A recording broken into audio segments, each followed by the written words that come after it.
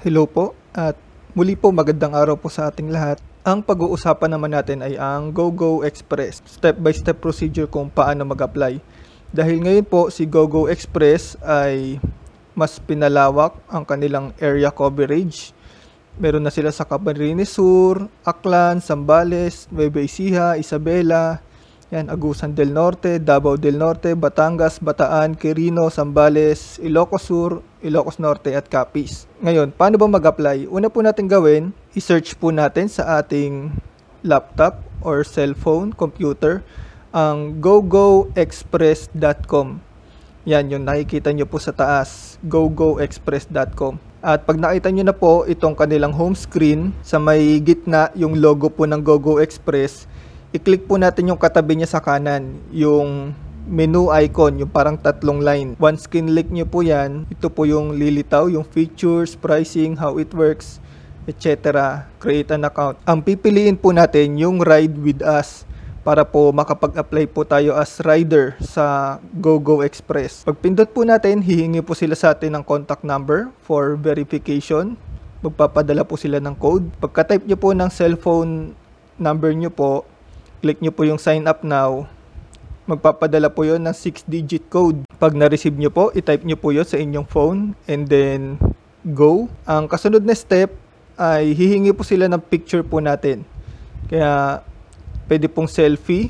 Kaya medyo mag-ayos po tayo ng suot at ng itsura po natin para presentable po. Pagka-save nyo po ng picture nyo po, ang kasunod po nilang hihingin sa atin ay ang driver's license.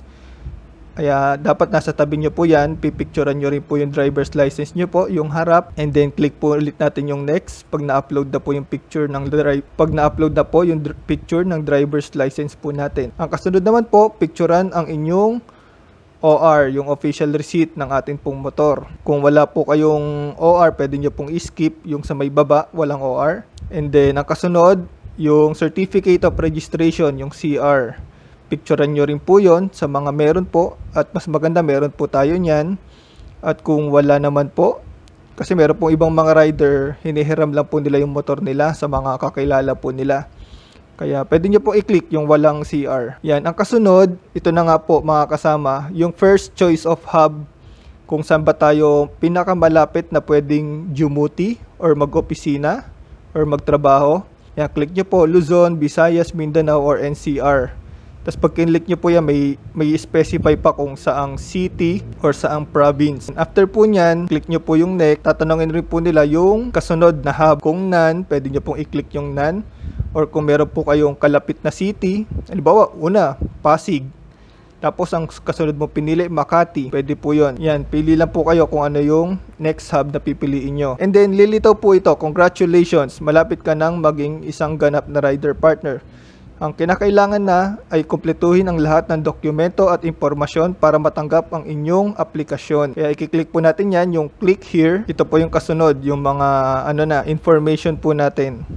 Kailangan po natin itong isagutan. Yan, mula po doon sa kaliwa, last name, first name, middle name, email, tapos birthday, gender, yung address po natin, house, number, street, barangay, city, province, tapos place of birth, tapos yan, mother's name, mother's maiden name, last name, tax identification number, yung TIN po natin, tapos driver's license number po natin, tapos kung anong type, kung pro or non-pro, tapos educational attainment. After po nun, meron rin po yung working experience po natin, kung saan pong company tayo nakapagtrabaho, ano yung address doon, tapos ano ba yung background doon sa work experience na yun, fast food ba, angkas, or not related, kung logistics, yung naghahakot ng mga gamit, or sa field.